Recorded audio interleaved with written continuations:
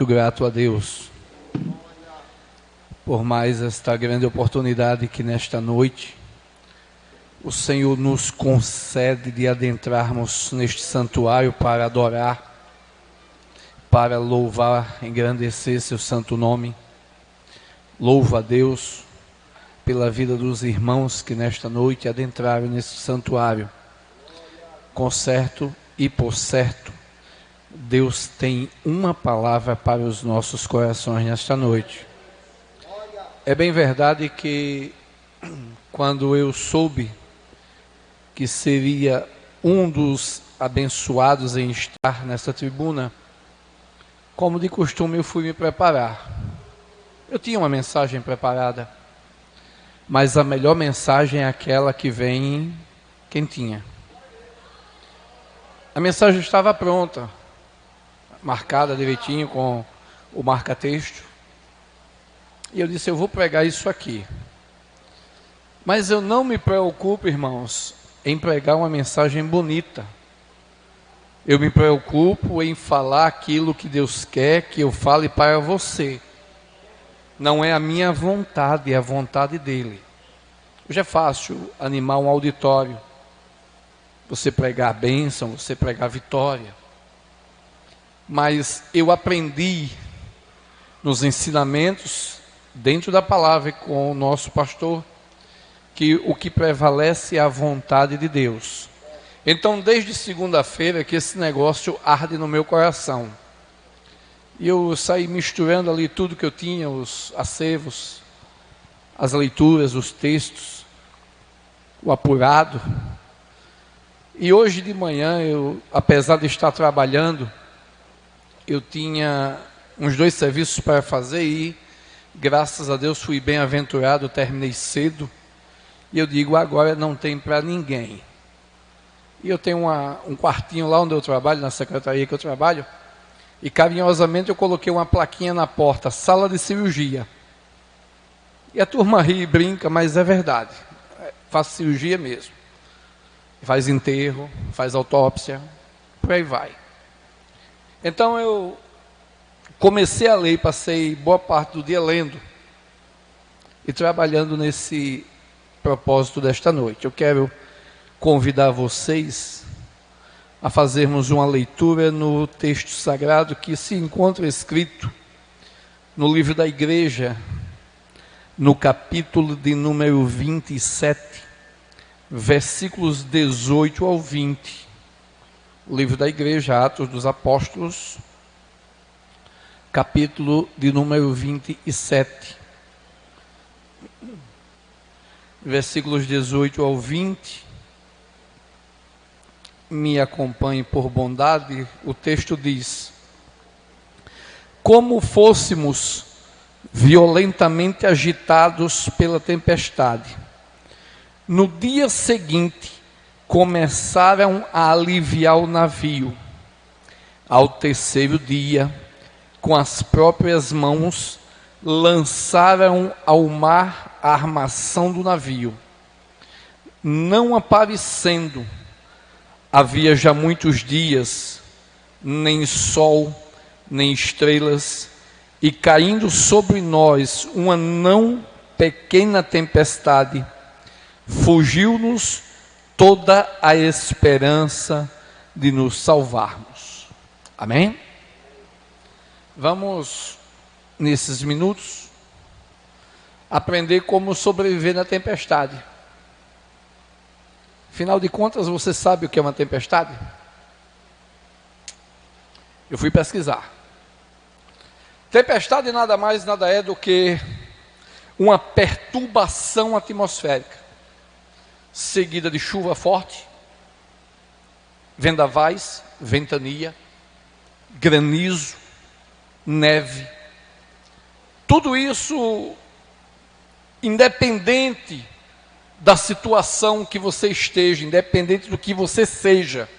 Você pode ter muito dinheiro, você pode não ter muito dinheiro, você pode ter uma faculdade, você pode ter muitos diplomas, você pode ser alguém célebre no meio da sociedade, você pode ser de qualquer cor, mas independente de qualquer coisa, ela vai te alcançar.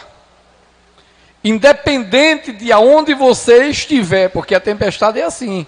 O dia amanhece belíssimo, lindo, o sol forte, bonito, gostoso, mas de repente, num piscar de olhos, o tempo fecha, as nuvens encobrem o sol e cai a chuva.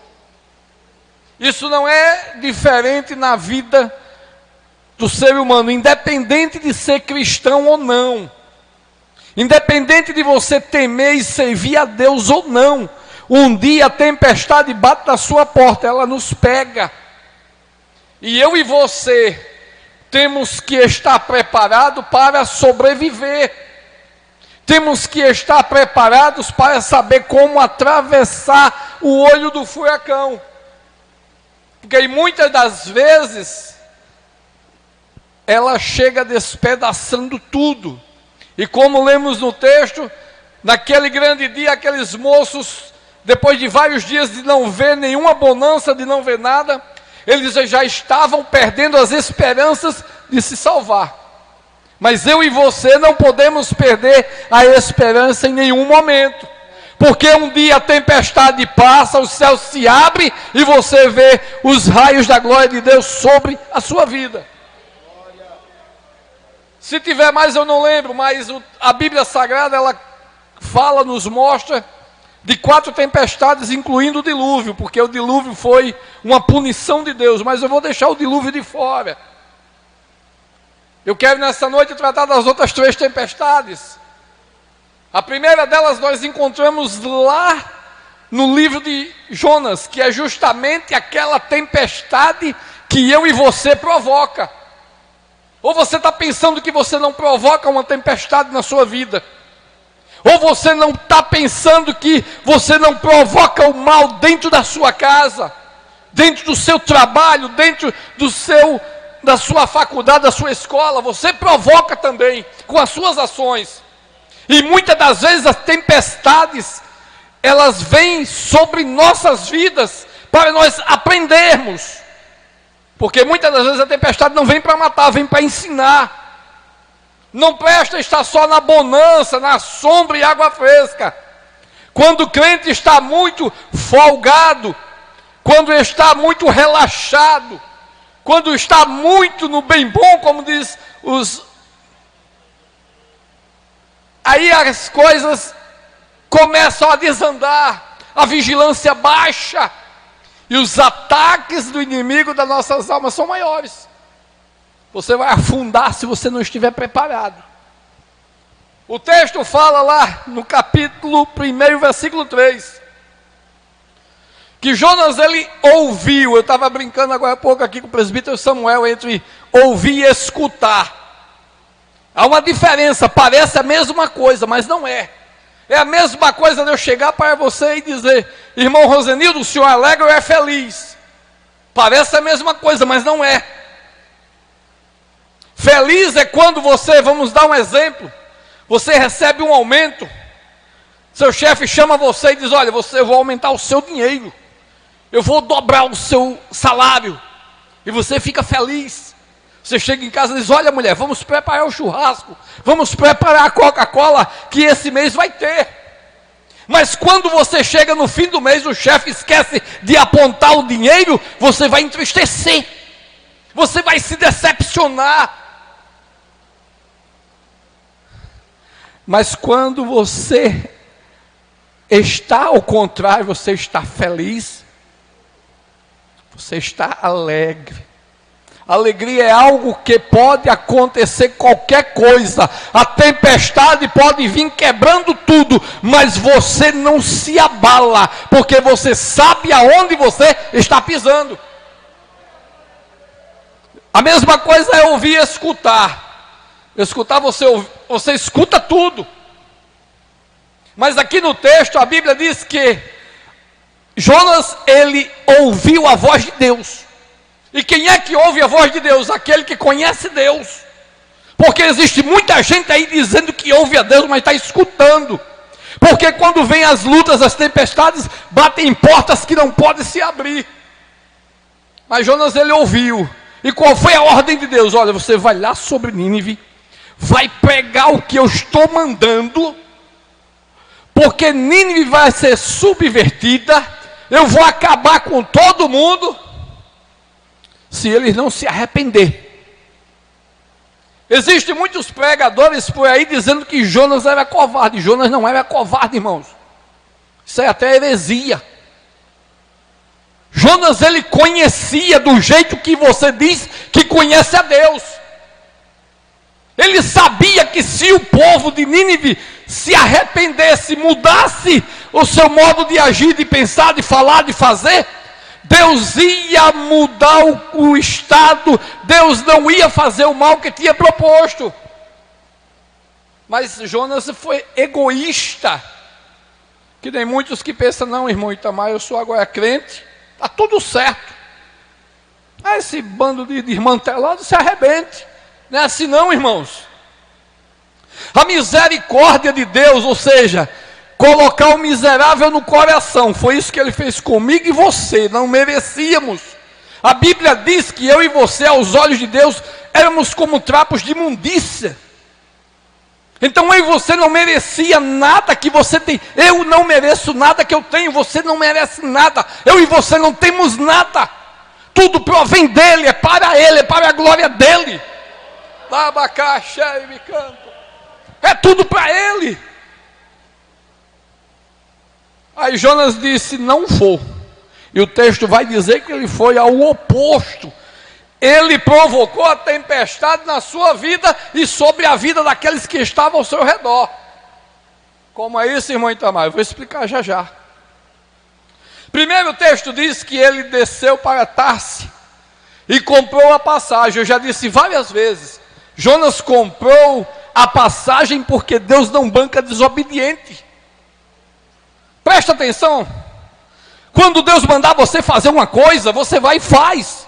Aí você vai ver que ele vai patrocinar o almoço, a carona, a volta, a bênção. Ele vai abençoar você, vai abençoar quem estiver com você. Porque você está fazendo o que ele quer, que ele está mandando. Quem manda é ele, não é você. Aí o texto diz que agora ele vai para o outro lado e paga a passagem. Deus não banca desobediente, irmãos. Tem que pagar. Se você quiser ir andar com suas pernas, você vai, mas você vai pagar o preço. Quando ele chega na embarcação, a Bíblia vai dizer que ele desce as partes baixas, vai se esconder, e ele vai dormir. Eu acho lindo aquele texto que, quando está quebrando tudo lá em cima, que os camaradas jogam tudo, e aqui tem um mistério aqui para mim e para você, que o barco é a nossa vida. Você vai notar que em todas as tempestades, exceto aquela que Jesus está, que o pessoal joga as coisas fora. Por quê? Porque tem que tirar as coisas que desagradam a Deus. No texto que lemos, nós lemos agora que eles com as próprias mãos jogaram as coisas fora. Eu e você temos que com nossas próprias mãos, com a nossa humildade, coragem e sinceridade diante de Deus. Você pode me enganar, pode enganar um irmão do seu lado, mas você não engana Deus. Então você tem que ser sincero, Senhor, eu pequei. Tenha misericórdia, olha, eu vou tirar esse lastro daqui, essa praga que está atrapalhando a minha vida, eu vou tirar esse vício de feliz que está intocado, ninguém está vendo, mas tu sabe que é assim. Aí a Bíblia diz que ele desce, aí eu acho lindo o texto, irmãos. Eu amo esse texto. Quando o capitão do navio desce e diz, o que é que tu tem dormente? Diz aí o que tu é, quem é o teu Deus. Trazendo isso para o dia de hoje, eu sou um crente que não quis fazer a vontade de Deus e estou aqui. A tempestade veio sobre todo mundo, porque eles também permitiram o clandestino dentro de casa. Deixa eu contar um negócio para você, cuidado com quem você bota dentro da sua casa. Os clandestinos que você arruma para a sua vida. Pessoas murmuradoras, contenciosas, fabricadoras de contenda, maldizente, tira essa praga da sua vida, irmão. Você é uma pessoa abençoada, você é uma bênção. Você não pode andar com as trevas, você não pode andar com esse tipo de gente. No lugar onde eu trabalho tinha uma mulher que era uma bênção. Essa mulher reclamava da hora que chegava, a hora que saía. E eu brincava e tirava por menos. Mas teve um dia que eu fiquei quase desviado, irmãos. E eu disse: olha, minha filha, pelo amor de Jesus, dê glória. Em nome de Jesus, pare de reclamar, mulher. Comece a agradecer. Ah, mas está ruim porque você quer. Ah, mas tantos anos que eu estou assim, eu estou aqui, eu estou vendo isso. Está assim porque você continua a mesma. Comece a mudar. Comece a ver com outros olhos. Ao invés de reclamar, abençoe. Você tem poder naquilo que você fala. Se você fala maldição, você vai ficar no meio da tempestade como Jonas. Você vai ameaçar matar todo mundo dentro do barco. Aí ele toma coragem que eu e você tem que tomar. E ele diz: sou eu o culpado, pode me jogar na água que vai acabar tudo isso. Nós temos que ter coragem, humildade, para confessar diante de Deus o que Ele quer de mim e de você. Ele quer um coração contrito, quebrantado. Aí Ele ouve, Ele faz, Ele perdoa, irmão, Ele abençoa. Aí o texto diz que quando jogaram Jonas na água, houve bonança. Enquanto o clandestino estiver na sua vida, vai ser tempestade. Enquanto o clandestino tiver influência sobre você, vai ter tempestade, irmão. E se você não botar o clandestino para fora, o barco vai afundar e você vai junto.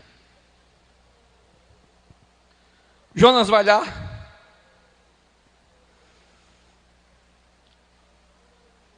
E confessa o pecado. Ele é jogado na água aí. O texto vai dizer que depois ele entra, ele ouve pela segunda vez. Ele ouviu agora e entendeu. E o texto vai dizer que ele entra na cidade pregando, fazendo a vontade de Deus. Bote uma coisa na sua cabeça, querido. O projeto de Deus sempre é o melhor. A ideia de Deus, por mais louca que seja, é sempre a melhor. Você não pode ser frouxo. Você não pode ser covarde. A Bíblia diz: aquele que bota a mão no arado, olha para trás, a minha alma não tem prazer nele. Aí Jonas agora começa a pregar o arrependimento. Não é mais fácil ir de barco, irmão, do que ir de peixe? Não é mais confortável ir num barco, obedecendo à vontade? A Bíblia diz: uma oração no inferno, eu imagino como era dentro daquele peixe. É melhor ouvir e obedecer, para o barco não afundar na tempestade. Bote para fora o clandestino, irmão. O clandestino não faz parte da sua vida. Pessoa maldizente é uma praga. Aí o texto diz que depois que ele entra pregando, aí a começar do rei aos animais, eles agora se humilham. E o texto vai dizer pela segunda vez, porque apenas em 2 lugares você vai encontrar a expressão que Deus se arrependeu. Você vai ver Deus se arrependendo, ou seja, não é que ele se arrependa, ele muda de posição, de opinião, de ação, conforme a sua ação. Então eles se arrependeram. Deus é o que? Misericordioso, irmãos. Aí a Bíblia diz que do rei até os animais não beberam, não comeram, vestiram o saco cilício, se humilharam e Deus poupou a vida daquele povo. O projeto de Deus sempre é o melhor, não esqueça isso. Não receba outra proposta que não seja de Deus. Deus deu o projeto para Jonas. Jonas quis fazer do jeito dele. Não é do meu jeito, não é do seu jeito, é do jeito que Deus quer que seja. Obedeça. Segundo, Essa foi a tempestade que nós provocamos com a nossa desobediência. A segunda tempestade é aquela que é a falta de fé. Mateus, Marcos e Lucas vai falar sobre a questão de uma tempestade, em que os discípulos junto com Jesus estavam num barco, atravessando um determinado lugar, e o texto começa falando que durante a travessia daquele lugar, levantou-se uma grande tempestade, porque quando se está fazendo a obra, fazendo a vontade de Deus, se levanta as coisas contra, para você fraquejar, para você parar no caminho, e o texto vai dizer que naquele momento, os discípulos ficaram com medo. Jesus estava onde? O texto diz que Jesus estava na popa do navio, ou do barco. Onde é a popa? Eu fui pesquisar. A popa é justamente o lugar, a parte traseira da embarcação, que fica o leme e o timão, que é justamente a aparelhagem que serve para direcionar a embarcação. Então, se Jesus estava na popa, eu vou entender que Jesus estava no controle. Se você entender que Jesus está no controle da sua vida, a sua embarcação não vai afundar. Se você entender que Jesus é quem manda e faz todas as coisas, não no seu tempo, mas no tempo dele, você vai entender que aconteça o que acontecer, a água pode até entrar no barco, mas ele não vai afundar. O texto diz que os discípulos agora começaram a se aperrear, e Jesus lá dormindo. Eu entendo aqui, irmãos, que se Jesus não está preocupado, por que é que eu vou me preocupar? Aí você diz, irmão Itamar, não sei, o senhor não sabe o que é que eu estou passando, e nem quero saber. É com você e Deus. Porque eu sei as minhas lutas, eu sei as minhas tempestades que tenho enfrentado. E aqui, irmãos, em determinados momentos é só você e Deus, é que nem Jó. O texto vai dizer que Jó perdeu a riqueza, perdeu os filhos, perdeu a família, perdeu a mulher. Os amigos vieram para atacar, para agredir, para acusar. Mas você vai entender que lá no capítulo 42, o texto diz que Jó, ele teve o seu cativeiro virado ou reverso, quando ele orava pelos seus amigos. E o texto ainda vai dizer que naquele dia, vieram seus amigos, seus parentes se condoer com ele. E por que não foram antes na hora da luta? Eu fiz muitos dias essa pergunta. Sabe o que Jesus falou para mim? Tem momentos na nossa vida, na sua vida, na minha vida, na nossa vida, que é só eu e Deus. É só você e Deus. Alguém pode até tentar ajudar você, mas não vai dar certo. Porque a luta, a batalha, a tempestade, é só você e Deus. Aí o texto diz que os discípulos agora foram importunar Jesus. Interessante, irmãos, que os discípulos já tinham visto Jesus ressuscitar até morto.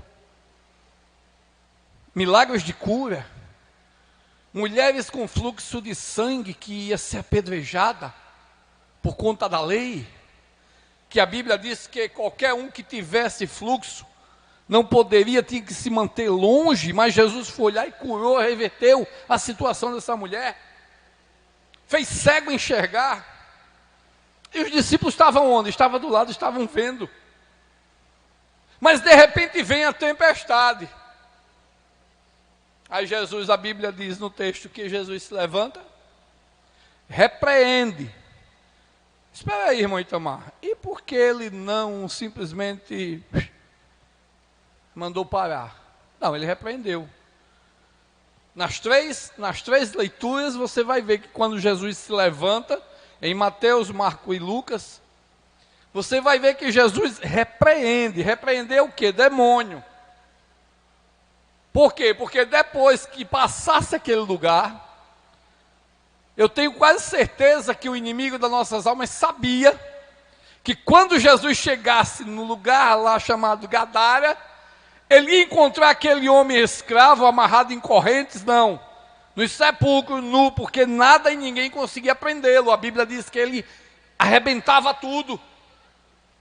Então ele fez tudo para dificultar a travessia.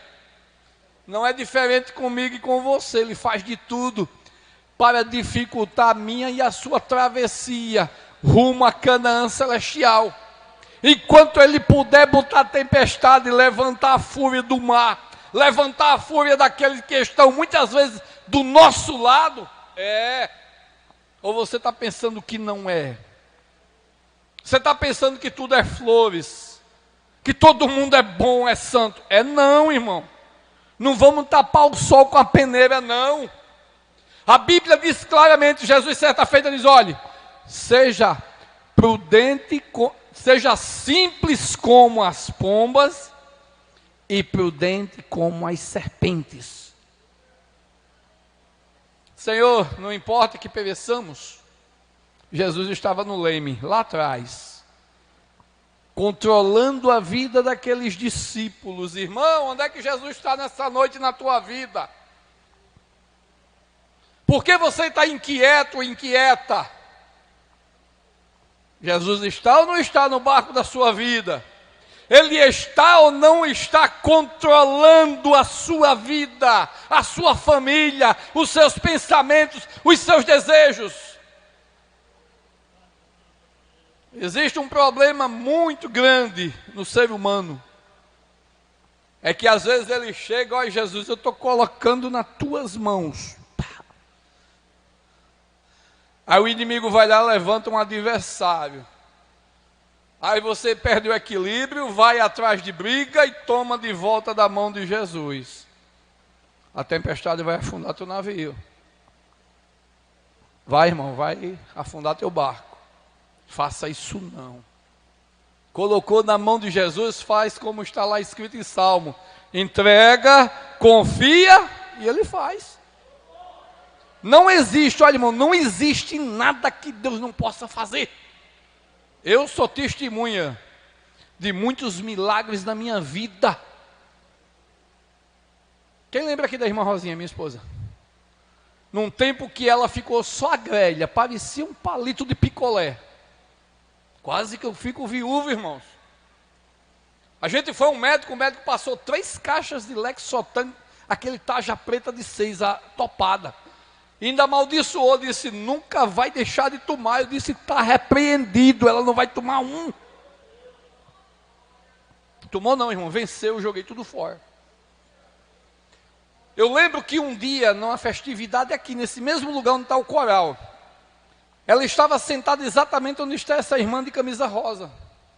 Ela passou mal aqui dentro. E as irmãs com alegria, querendo, vamos irmão, vamos levar no hospital, vamos fazer isso, vamos fazer aquilo, vamos levar para o pronto-socorro. Eu olhei assim, eu digo, Jesus, eu prego a tua palavra, eu digo que tu cura. Eu digo que tu faz milagre, a minha esposa está aqui dentro da tua casa passando mal, eu não aceito. E eu digo, vai não, irmão, ela vai ser curada é aqui dentro. Vai não, não vai para canto nenhum. E eu lembro que estava presbítero Elmi, alguns irmãos, a gente fez aquele. E eu ali, irmão, naquele meio cheio de fé. Vai lá, irmã Rosinha, hoje, vai. Curada para a glória de Deus. Nunca vai deixar de tomar, ela nunca viu um comprimido daquele remédio, nunca. As 3 caixas lacradas foi para o lixo, eu rasguei tudinho e quase piso de pé. Só da revolta do cão, quando ele disse, nunca vai deixar de tomar. Eu não aceitei a maldição não, irmão, não aceito maldição na sua vida não. E por último, nós vemos a tempestade que causa o naufrágio. Foi o texto que lemos. Você sabe o que é um naufrágio?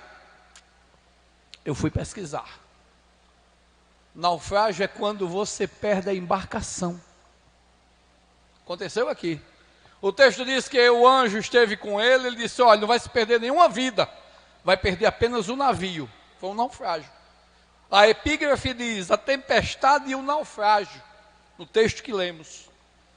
E, claro, o que é que causa o naufrágio na nossa vida? Quando você naufraga, você que está me ouvindo, você que está olhando para mim agora nessa noite, o que é que causa o naufrágio? O que é que faz o barco da sua vida afundar? Primeiro, mal administração por parte dos armadores. Eu achei interessante, eu fui pesquisar e fui achar isso na Marinha Mercântil. Quem é o armador? São aquelas pessoas que equipam e praticamente alugam o navio, sendo dono ou não. O texto aqui diz, no versículo 11, que mas o centurião cria mais no piloto e no dono do navio do que o que Paulo dizia. Então, quando o moço saiu com o navio, sem olhar a sua situação, sem ouvir a voz do homem de Deus, aí o barco naufragou. Como é que você está administrando o barco da sua vida? O que é que você está fazendo para evitar que ele naufrague? Traduzindo, que ele afunde mesmo. Primeira coisa que causa, má administração. Segundo, perfuração no casco. É a famosa brecha, irmão. O inimigo das nossas almas não entra, jovem, na minha vida e na sua, pela porta e janela, não. Ele entra pela brecha, que nem um rato. Ele entra só rasteiro. No navio entra água e ele afunda. Nas embarcações atuais, que são elétricas, a primeira coisa que a água salgada faz é destruir as baterias. As baterias são fontes de força, que ilumina, que liga os motores, que acende as luzes. Então, quando você deixa uma brecha, quando alguém chega para você e... Que nada, irmão. Isso é nada não, isso é besteira. Meu irmão, minha irmã, bota esse endemoniado para correr de perto de você. Ele está querendo fazer um buraco no casco da sua vida. E se a água entrar, você vai afundar. Você vai perder as forças. Você vai perder a direção. Você vai perder a sua bênção. Furo no casco.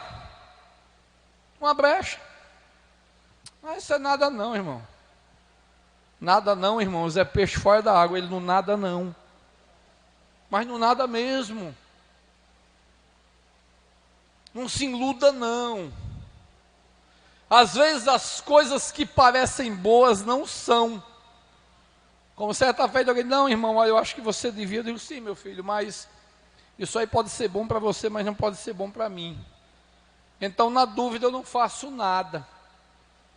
Vamos fechar a brecha, irmão. Vamos fechar a boca. Não fale tudo da sua vida para ninguém, não. Tem muita gente que não está preocupada da sua vitória. Tem muita gente preocupada em colocar o pé para você tropeçar. Então fecha a boca, fecha a brecha, para a água não entrar e seu barco não afundar. É uma brecha, não é um buraco, é uma brecha. Na vida do crente é uma brecha. Aí depois escancara. E quando você vai tentar consertar, já é tarde demais, já está debaixo d'água. Terceiro, instabilidade ou inclinação. Olha, irmão, a melhor coisa no mundo é ler. Principalmente você trazer paralelos que possam aplicar na nossa vida espiritual. E o interessante, eu estava vendo certo dia um vídeo sobre como é que os navios boiam, como é que ele não afunda, um tamanho de moído de ferro daquele, ele não afunda. Submarino, ele afunda e depois levanta. Como é isso? Ele existe compartimentos que quando ele vai afundar, Ele preenche esses compartimentos com água. E quando ele vai submergir, as bombas colocam essa água para fora para ele estabilizar.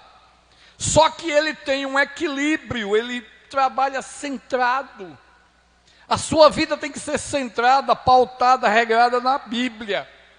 Mas existe muitos cabeças de vento por aí ensinando heresia.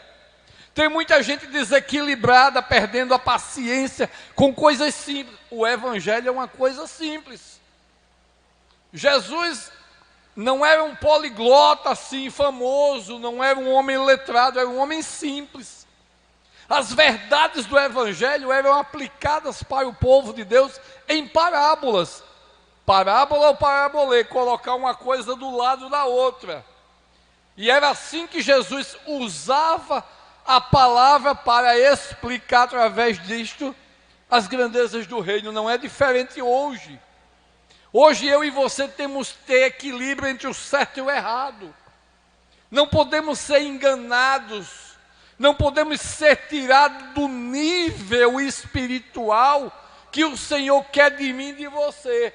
Não, eu e você temos que ter equilíbrio. Temos que ter sensatez. Temos que ter a palavra de sabedoria no momento certo. Temos que respeitar os outros. Temos que tomar cuidado com as ações para não escandalizar o Evangelho. Aí sim, aí o barco da sua vida vai de vento em popa. Para fechar, irmãos, se você olhar em todas as situações, na vida do desobediente, Deus estava lá. Na vida dos incrédulos dentro do barco, Deus estava lá.